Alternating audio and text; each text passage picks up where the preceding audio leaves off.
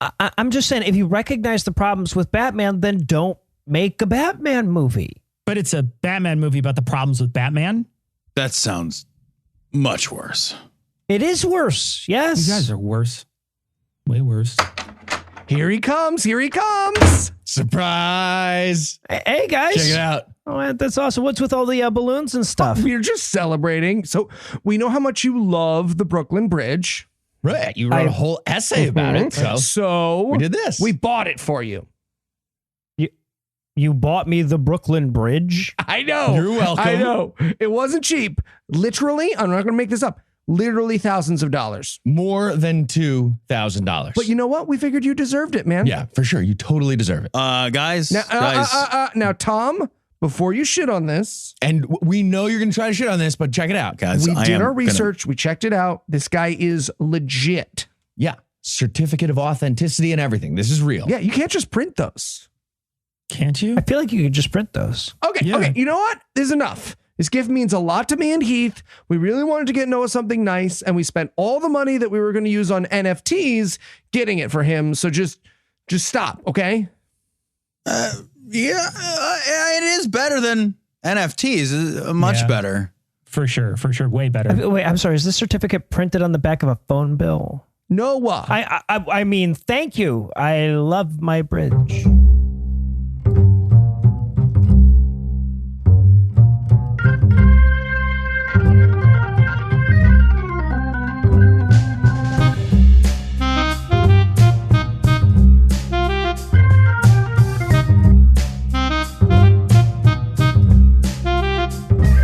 Hello and welcome to Citation Needed, the podcast where we choose a subject, read a single article about it on Wikipedia, and pretend we're experts, because this is the internet, and that's how it works now.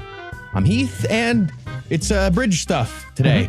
So I'm joined by four men who put the bro in Brooklyn and the id in bridge. Cecil, Tom, Noah, and Eli. It's not a bro, it's a man's ear. all I'm saying is be careful with the puts the blank in blank construction when I do my episode on the Holland Tunnel. Heath. Land? Heath, stop. You're giving me a super ego.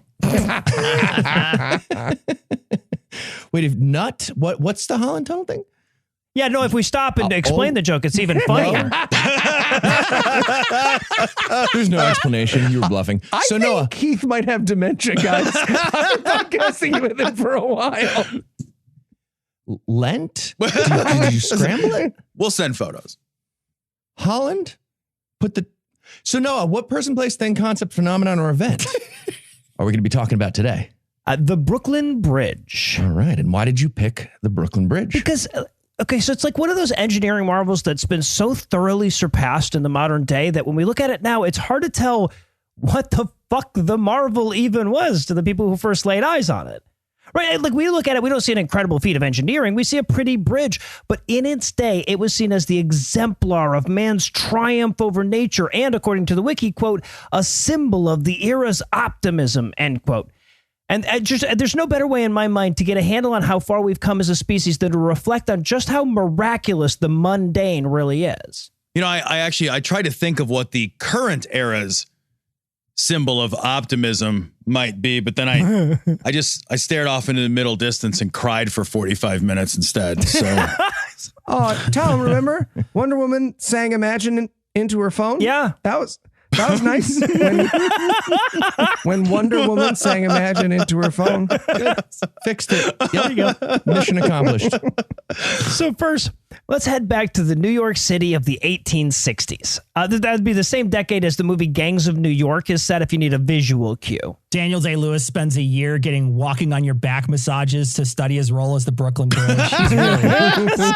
Hey, if anybody could pull it off, okay? A method actor. Anyway, so then just reaching the whole movie, just got his arms out. Yeah. His legs are on a chair. His hands are holding onto a pipe. His grip strength is extraordinary. So back then, as now, New York City was the biggest city in the U.S. Now, granted, in 1860, it took all 814,000 people to earn that title. That'd be a bit smaller than modern-day Indianapolis. The second largest city was Philadelphia. Doesn't matter. But the third largest city... Still doesn't. Still doesn't. None of this has changed.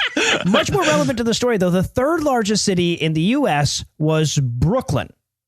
Now, it did have a population less than modern-day Toledo, Ohio, but that was a huge city by the standards of the time. And even though the two cities damn near touched, the only way from one to the other was a series of ferries that could make that 1,800-foot chunk of the commute take well over an hour. So there was a super-duper obvious need for a bridge.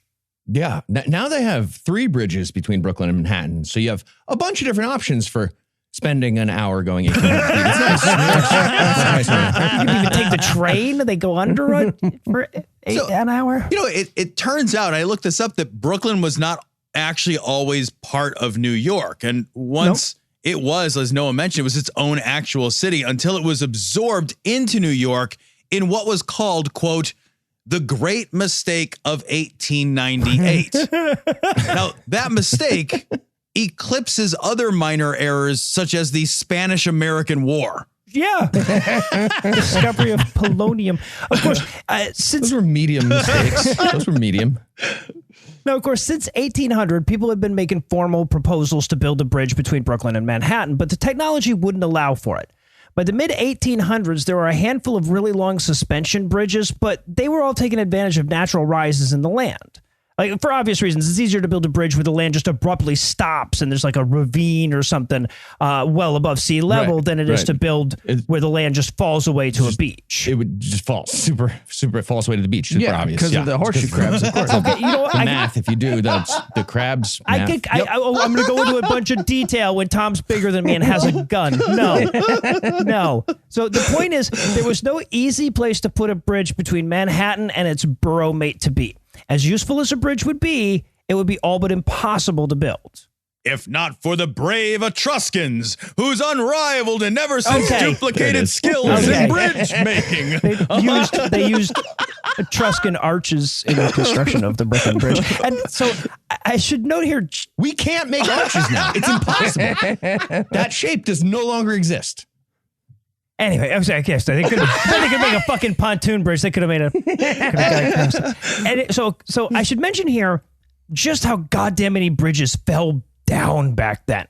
Okay, and none of them fell down with the regularity of suspension bridges. So the concept of the suspension bridge is so old you can't really point to an inventor. Like the rope bridges that we associate with Indiana Jones movies are a form of suspension bridge, right? It doesn't seem like that when you're driving across one because today's suspension bridges don't noticeably sway without you shitting yourself. But it's the same basic technology. Right? The only difference is better ropes and better anchors. And to their credit, they're more liable to collapse than other bridges because they tend to be longer than other bridges. So if you're trying to permanently bridge a damn near impossible to bridge span, you're going to build a suspension bridge. And if you're doing that in the 19th century, odds are that it's then going to collapse in a horrible disaster within a few years. Just Indy and Manhattan at an altar replacing one bag of garbage for another bigger bag of garbage. No, equal size. It would be equal size. We call that a mayoral race now.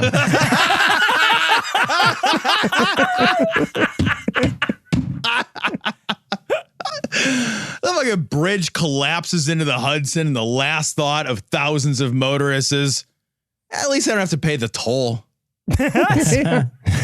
On the upside, if you die in a bridge collapse, you get right into heaven using your easy pass away. Oh, Jesus Christ. That was actually by good, the but way, I didn't want to laugh at it. Shit. So, understandably, nobody in power in New York City wanted to spend a ton of public money chasing a dangerous pipe dream of a bridge. But in 1866, a new bridge opened up over the Ohio River between Cincinnati and Covington, Kentucky, creatively dubbed the Cincinnati-Covington Bridge, that convinced city planners in New York that the bridge just might be possible.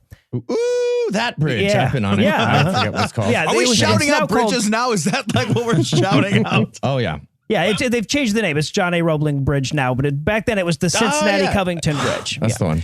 So that bridge, it's over 1,000 feet long. It made it, at the time anyway, the longest bridge in the world. Now, I should point out that this was not the first 1,000+ foot long suspension bridge to cross the Ohio River and earn the title as the longest in the world. That honor goes to the Wheeling Suspension Bridge in West Virginia, which opened a couple of years before that and then collapsed dramatically after a few years. Yeah, much like West Virginia after Manchin cuts away the entire social safety net. Yeah, we're waiting on that. Of course, the Brooklyn Bridge would need to cover a much longer span than the Cincinnati-Covington Bridge. The main span of the Brooklyn Bridge is just shy of 1,600 feet. That's 486 meters, which is more than half again as long as the longest bridge in the world at the time. But because the Cincinnati-Covington Bridge was built using these big-ass stone towers instead of natural rises in the land, it was the kind of thing that could scale up that much. And the engineer who built it, John A. Roebling, desperately wanted to make it happen. Now, it might be weird today to think of a rock star engineer, but back in 19th century America, when we were putting up our first skyscrapers and outpacing the entire world in monumental architecture, these guys were A-list celebrities.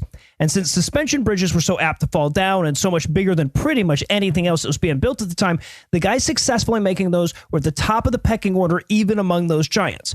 In other words, John A. Roebling was a celebrity's celebrity, and he didn't want his masterpiece in some shithole city like Cincinnati that can't even win a fucking Super Bowl once a century. Okay, it's defensive sports rejoinder is what it's whatever. I mean, to be fair, Noah, you and I, we are Jaguars fans. The collapsing suspension bridge of football. Weren't you a Lions fan before that? The Lions and the Jag, they've never even been in a Super Bowl. But we know that we don't get good bridges. Like, we understand our pecking order when it comes to bridges. But so stay in my lane. Stay in my lane. So the key, though, is that John A. Roebling wanted his greatest work to be in America's greatest city. So he started selling the New York City bigwigs hard on the idea of the Brooklyn Bridge. Yeah, I need to point out that like we used to live in a world where like poets were heroes and then engineers and inventors and doctors and astronauts and now the most influential person in podcasting and all of broadcast media is a self-described, quote, fucking moron, end quote. Wow. Kim Kardashian? Are you talking about Kim Kardashian? I don't think she... Okay.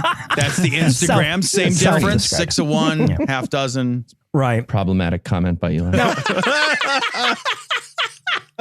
So I should emphasize, too, that this was not a hard sell for Roebling.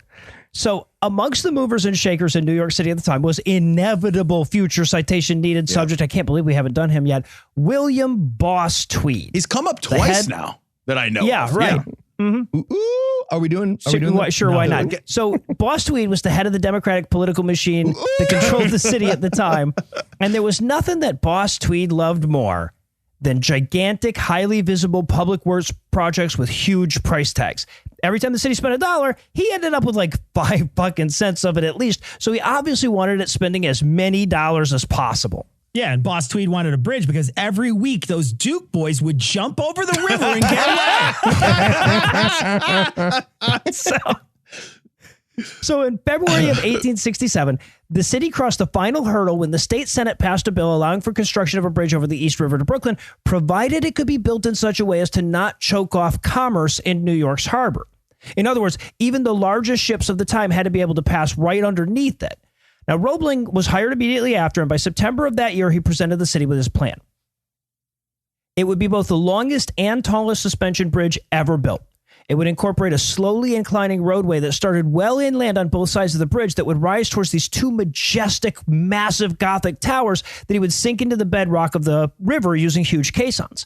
The main span of the bridge, like I said, between the 2 towers would be about 1,600 feet, and the entire bridge, though, from the time it left the ground in Manhattan to the time it touched down in Brooklyn, would be over 6,000 feet long. Ugh. Damn near 2 kilometers. Okay, Noah, we get it. You're a size queen. Jeez. Boy, ain't I? It's a girthy bridge, too. It is.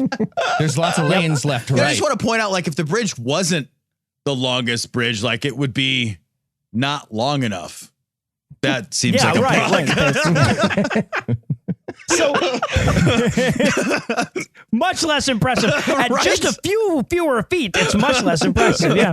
Hey, is the bridge in yet? So- I don't know. Oh, come on. Nobody wants to hear that. I really hope Noah is the first person to reply to "You're a size queen" with boy. So the most striking feature of the bridge, both then and now, of course, is the giant towers with their arrow slit openings. Caliente. They rise 272 feet above the water because they're slits. It could be giant towers or slits. It could be both. Right, Who knows? honestly. Yeah, right. Puts the He hole could be in a bit Holland's of tunnel. a size queen. No. So Right? No. From before. I'm going to get it eventually. Go ahead. So they the rise clitoris 272 feet above the water, which gives them. So they rise 270 feet over the water, which gives the main span 127 feet of clearance. And you have to keep in mind, because you're thinking of modern day New York, you kind of can't help it. At this point, the highest point in all of New York City is the spire of Trinity Church at 279 feet, 85 meters. There is no way it's taller than the garbage. I'm sorry. There's no way. There's no way. No, so, but that's the thing. Right? The next highest point would have been the mast of a ship in New York's harbor, right? Or a pile of garbage, depending on the day. It depends on the day. Right. But unlike the teeny little spire that just barely pokes its way up to that height, the towers on the Brooklyn Bridge are these massive, broad structures that would eventually dominate the skyline. 1800s Al Qaeda trying to fly one of those Victorian flappy flap machines into the side of the bridge. Christ, dude. Oh, guys, this plan needs like a couple hundred more years. This is not Jesus ready. Christ. God damn.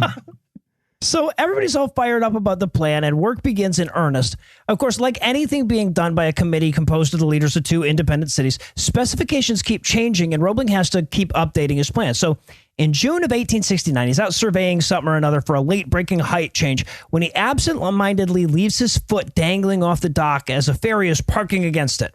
His toe is crushed, and because it's 1869... That's such a crazy He scenario. didn't notice And the well- ferry coming at him? Wow. That didn't catch the And eye. this is a guy.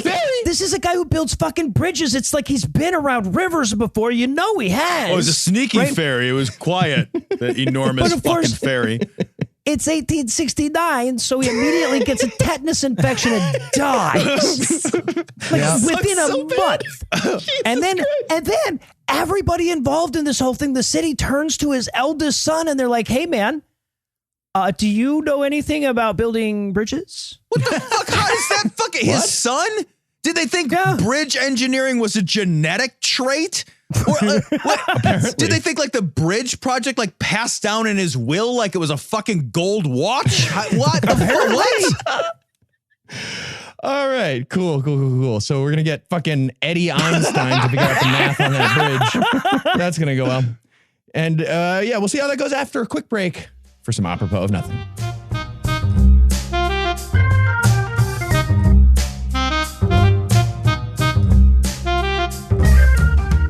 All right, guys, you heard the chief. We're in charge of building the world's first ever bridge. Bridge? Is that what we're saying? Did we settle on the word bridge? Yeah. I was leaning towards Walkmaster. You know what? I We're think not that's going to discuss pretty this awesome. any further, man. We're going Walkmaster's with pretty great. bridge. Stupid. It means nothing. It's a made up It's a word. new word, Frank. It has to. If it meant just a something, noise. we would already be using it. Anyway, we need a thing that goes from over here to over there. Thoughts? Okay, all right. What if we find a tree that's as tall as it is far, we cut it down, and then like we lay it across? Okay. All right. I love where your head's at. But how do we measure here to there and a tree? Rope.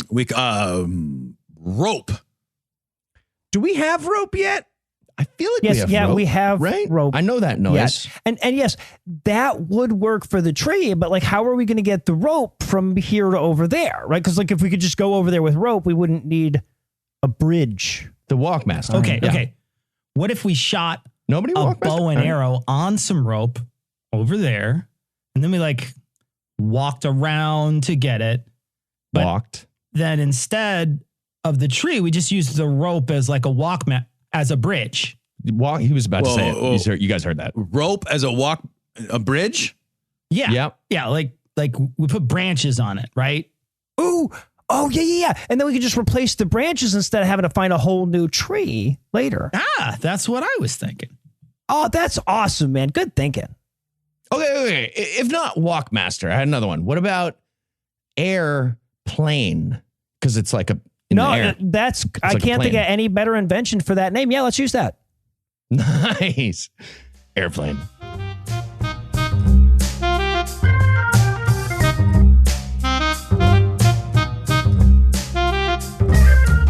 And we're back.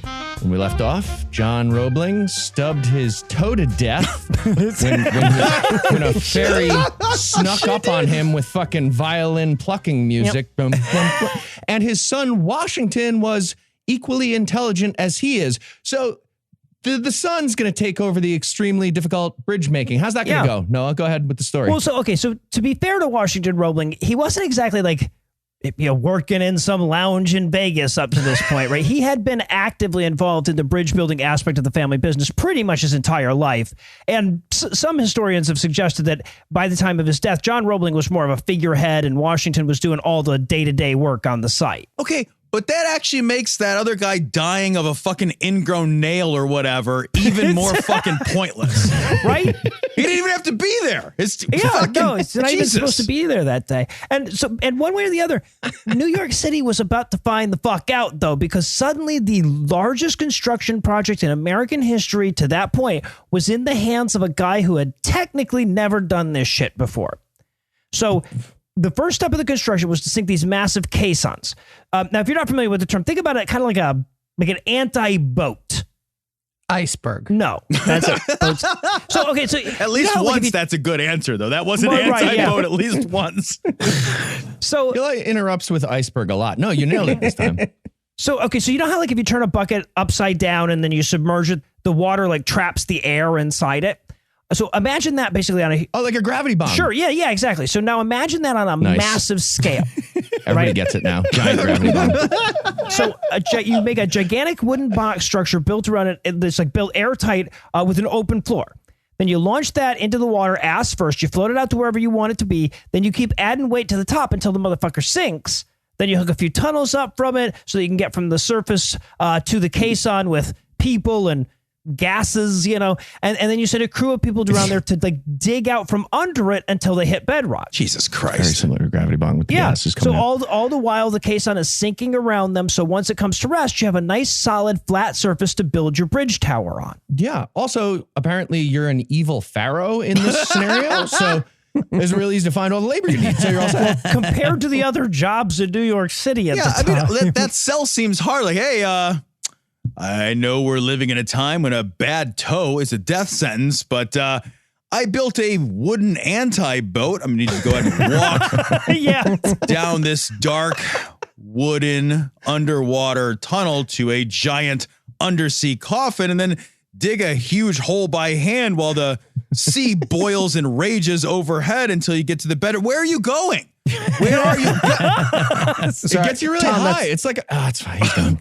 Tom, that's very vivid, but Noah, Heath, and I used to work in the world's most famous toy store on Christmas Eve. You could use our asses as the caisson. And that's fair.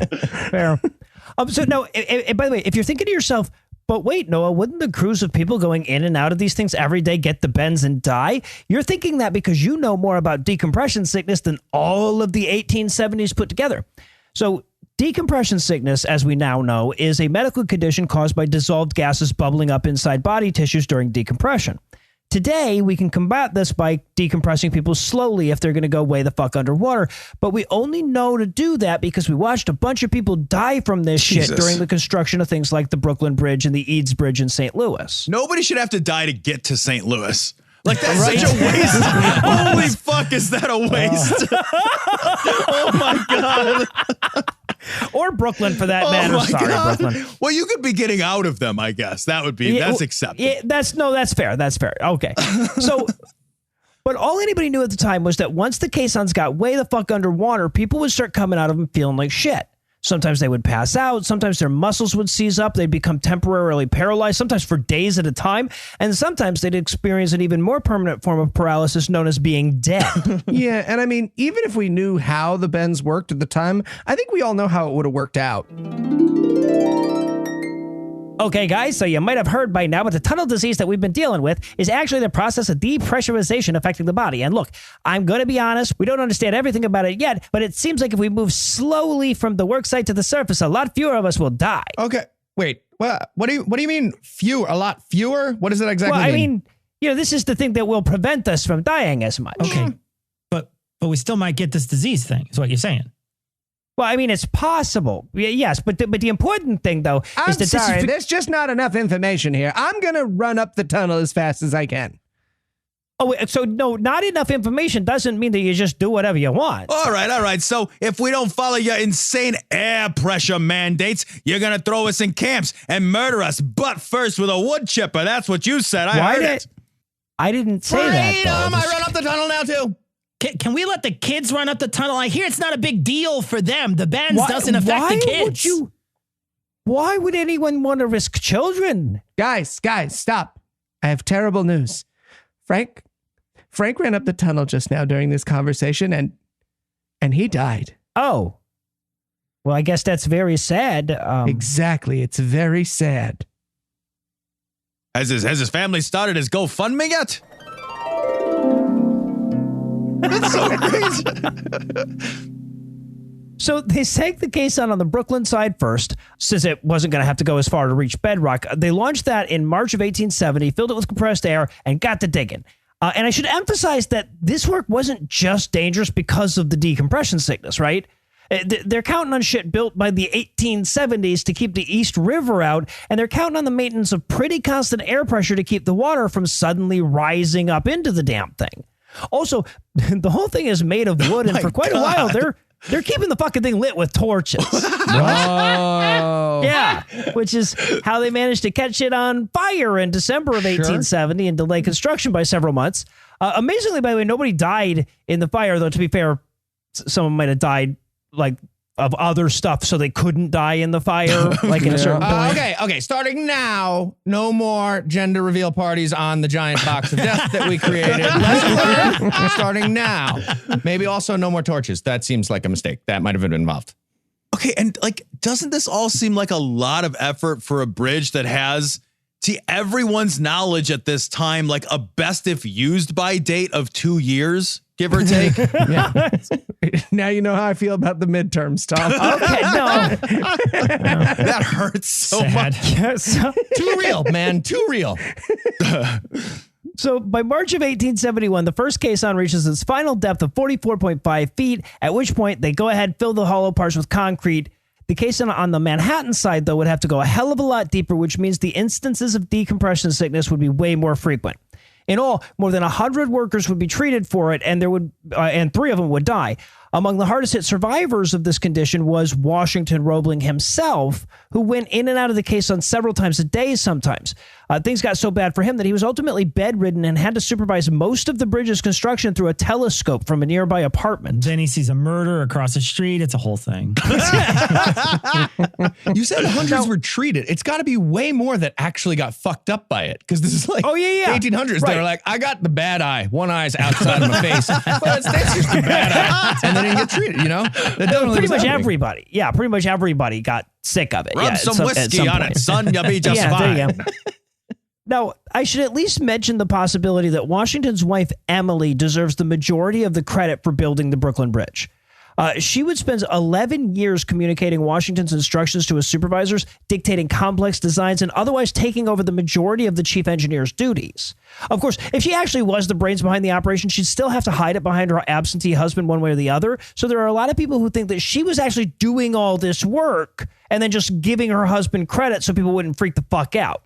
She was absolutely, definitely smart enough to do it. According to the wiki, she, quote, understood mathematics, calculations of catenary curves, strength of material, bridge specifications, and the intricacies of cable construction, end quote. So it's entirely possible that she was actually the real chief engineer. This goes badly. It's like 50-50. She does like a math too hard and gets thrown in the river with a bag of rocks. Like, Right. Or maybe Washington just gave her the good at bridge building amulet that his dad gave him. Could have been. So they sank the Manhattan Caisson, never actually hit bedrock with it, like to this day, right? They kept getting ever more compressed sand that was ever harder to chip away at. And at a certain point, they're like, guys, if it's this hard for us to dig into, it'll hold up a fucking bridge. So they just stopped there. Now, that sounds lazy as all hell, but the fact that the bridge is still there with its original towers sitting on its original caissons strongly suggests that they were right. Okay. But they just went with like, hey, what's the worst that can happen?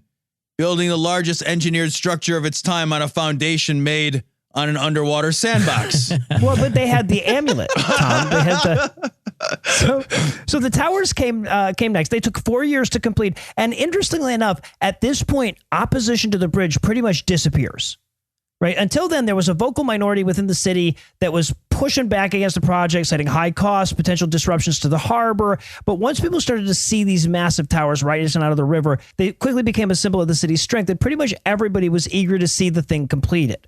That phase of the work ended in July of 1876 without any fires, floods, or new medical mysteries. Think of all the segregating we can do with this bridge, guys. There you go. What? There was never any segregation between Brooklyn and Manhattan. Now, the other big construction project at the time was the far less visible but no less monumental construction of the massive anchorages on either side of the bridge that were going to actually hold the cables. Now, these things are architectural marvels of their own, but suffice to say that for the purposes of this story, they're very large, heavy vaulted masonry buildings that will ultimately anchor the huge cables that hold the bridge's weight. And honestly, just one of these motherfuckers would have been the most impressive structure in pretty much any American city of the time. Okay, but again, Noah, the qualifier at the time comes after you've spent time explaining to us that bridge collapses were distressingly commonplace. So, like, big, heavy thing you tie your bridge to, that might seem like more of an accomplishment than it should at this point. What's amazing, Tom, is as the engineers would make these big bridges, they would say, okay, but don't have anyone march across it in unison, okay? No parades. Like, for reals, they would have to tell them that. Dune steps. We're doing dune steps, guys. Yes, exactly. No, of course, to this point, a ton of money had been spent, and it was obvious that something monumental was happening. But there was still no sign of a bridge. But in August of 1876, the two towers were finally connected by a temporary wire, and work on the cables could begin. Now, during a safety test of the wire, master mechanic E.F. Farrington became the first person to cross the bridge from one tower to the other. He made that journey in a chair that was pulled along the wire by a steam engine, and a crowd of 10,000 people came out to see it happen. It feels like they made that harder than it needed to be. That's all. Right? Now, after that, trap in like a little cage. Ball rolls down. Why is falls in the there a fuse bathtub. on it? Yeah. What's the fuse? That seems extra. What is the big red X for, though? Just tell me why. Wait a minute. Nobody said that the engineer was a coyote. This is why okay. Right. Now, after that, they strung a second wire across and made one of the most rickety-ass, terrifying-looking footbridges that you can imagine. And that was for the workers to use, so it didn't have to be good. Within a year, that footbridge was unofficially open to the public. You needed a visitor's pass, but you could walk across it. That ended, though, when some dude had a seizure and almost fell off. Okay, that really fast emu is having no problems with it. I think it's safe. I think we go across. There's the red X and stuff. There's the fuse. That seems weird, but look at the bird. Look at the bird. It's like super fast, no problem. We go fast. So I should point out, too, that during the construction of the bridge, Tammany Hall fell and Boss Tweed's corruption became public knowledge. So suddenly voters were sure that the reason the bridge wasn't done yet was because of grift. Every politician was demanding audits of the bridge. Every reporter was digging for evidence of corruption related to it. And every move on the bridge's board was being scrutinized. And for good reason, right? Like, so up until that time, the board had been corrupt and was stealing money left and right. And I know it's hard to err too far on the side of anti-corruption, but they kind of managed to do it. So the Roebling family's fortune came not from bridge construction, but from being the nation's chief supplier of steel wire, exactly the kind that you would use to construct suspension bridges. But because of the anti-corruption fervor, nobody liked the idea of awarding the bazillion-dollar wire contract to the chief engineer's family business. Yeah, wire fraud. That's great. If that's the only thing you said this whole episode, that would be right. Fucking paychecks all day. That's great. Wire fraud, because it's a thing separately. Yeah, so But the problem with that, though, is that there was no other company in the country that could really supply the amount of high quality wire that they needed. So instead, they ended up with low quality wire because the guy that they hired to provide the wire was at least as corrupt as Boss Tweed, but without all that competence to go with it. See, now they never should have settled for low quality wire. If I would have been there, the Brooklyn Bridge would have been made out of monster cables. I'd have sold that shit. Wait, Kind of was, Tom. That's almost exactly what they got. So despite all the not Hala. controversy and It's not issues with the subpar wire, the cables went up relatively quickly, and by 1879, work began on the superstructure. By 1883, there was a full-blown bridge. Washington Roebling was unable to attend the big grand opening, but Emily was there, and she got the honor of being the first person to officially cross the bridge. Whatever that hell that means. Like, workers have been walking back and forth across it for months by then. But whatever. The whole city shut down for the occasion. The mayor declared it a citywide holiday, and then President Chester A. Arthur even showed up for the festivities. I do hereby, Chris. Boo! Nobody knows who the fuck you are, Chester. Boo! Get out of here. So the final price tag of the project was $15.5 million. That'd be about $413 million in today's money. But more than that, it cost the lives of 27 men along the way. Another 12 deaths were added only a few days after the grand opening when a woman fell down a stairway, screamed, and caused a stampede that led to at least a dozen people being crushed to death. Okay. Everybody thinks they're in a fucking movie. You're not going to be the one who dives off the falling bridge at the last second. That's never going to be you. Don't start stampedes thinking it might be. No. Exactly. Now, the Brooklyn Bridge's death toll continued to climb as the bridge became a favored destination for the suicidal, though Wikipedia admits that we don't exactly have the numbers for that one. Yeah, no offense to Wikipedia, but I feel like people who throw themselves off your structure shouldn't really count to your structure related. I agree. Ultimately, so does the wiki. So when it opened, the Brooklyn Bridge was the longest bridge in the world by over 100 meters, and it retained that record, at least for suspension bridges, until the Williamsburg Bridge, much like an asshole Price is Right contestant edging somebody out by $1, opened up a mile north with like 2 more meters of main span length. Right? The Brooklyn Bridge was so well put together that it didn't need any major upgrades until 1948 and still carries over 100,000 people a day between Brooklyn and Manhattan. And as to the bridge's most enduring legend, I regret to say that it really is just a legend. According to Richard Haw, author of The Brooklyn Bridge, A Cultural History, quote, "No evidence exists that the bridge has ever been sold to a gullible outlander." Oh, really? You hate to see it. Yeah. Until today. Well, if you had to summarize what you've learned in one sentence, what would it be? When Eli goes, we can assign his essays to his kid. And are you ready for the quiz? Sure, why not? All right. Noah, what song did they play at the opening ceremony of the Brooklyn Bridge? A, Cantilever her madly, love her madly. I don't know. Leave her mad, love her madly. I don't know. I tried. B, Cantilever into a bun. B, That's so hard. B, up and around the bends. C, big ol' abutment. Or D, Kason Ra Sarah. Answering jokes are difficult. That's all I want to say at a time. Cantilever madly. That's brilliant, but it is a suspension bridge. So I'm going to go with B, up around the bends. Oh, you knew. It's definitely up around the bends. Yeah, just engineering wise, A doesn't even make sense. It's dumb to say. Exactly. different type of bridge just altogether. listen to the essay, maybe. Jesus. I feel stupid now. God. You should. Lesson learned. All right, Noah, lest anyone think that after this, we nailed the whole no more collapsing suspension bridges thing. How long did Tacoma Suspension Bridge last? It was, by the way, the 3rd largest in the world when it was constructed in 1940.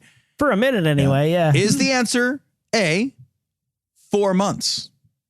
B, 4 fucking months? Jesus. See, fucking 4 months. it ripped itself to shreds on fucking video in 4 months. Oh. D, seriously, it opened in July and collapsed in November. Or E, The workers nicknamed it Galloping Gertie because the damn thing oscillated so violently while they built it. That's the thing, though, is that like your 4 months is kind of overstating it, right? Because it didn't collapse for 4 months, but it was too dangerous to drive over after like 3 fucking days. And yet there were still cars on it when it collapsed. Yeah, right. We're about to get an email. Somebody's grandpa tried to like sled on the oscillating wave and got thrown into the water and died. And we're assholes now somehow. But Tom, I'm going to go with F all of the above. It is indeed. All right, Noah, they're making a movie about the building of the Brooklyn Bridge. What should they call it? A, Brooklyn Bridget Jones's Diary. That's actually good. That's accidentally good. That's a good one. Yeah. B, Brooklyn Bridge Trouble in Little China. What? That one. Awkward. It's a little. He puts a it's big stretch. in bridge. It's a stretch B-I-G, like a if they bridge. space it out. It's a stretch like a big. bridge. Yeah. C, Brooklyn Bridgerton. That's okay. It's good, actually. No, so I was going to say, you peaked early on that one, though. I'm going to go with A, Brooklyn Bridget Jones Diary. Yes, correct. Nice job. You nailed it, Noah. You've won this. So Awesome. Good job. You get Awesome. to pick something, right? All right, well, Tom made fun of the Etruscans, so he has to do the essay next week. Damn it. There we go. All right. Well, for Tom, Noah, Cecil, and Eli, I'm Heath. Thank you for hanging out with us today. We'll be back next week, and by then, Tom will be an expert on something else. Between now and then, you can hear Tom and Cecil on Cognitive Dissonance, and you can hear Eli, Noah, and myself on God Awful Movies, The Scathing Atheist, The Skeptocrat, and D&D Minus. And if you'd like to buy a bridge, you can make a per episode donation at patreon.com/citationpod. And if you'd like to get in touch with us, listen to past episodes, connect with us on social media, or take a look at the show notes, check out citationpod.com. Now, the guy explained that you're not actually allowed to collect tolls from it, but if you're interested, he can get people on the blockchain, and those people will give you a percentage of their bridge token. Sorry, what's the blockchain? Oh, it's a literal bunch of blocks chained together. That's what the guy told us. It's awesome. Oh, I see. Do you like it? It's in the parking lot.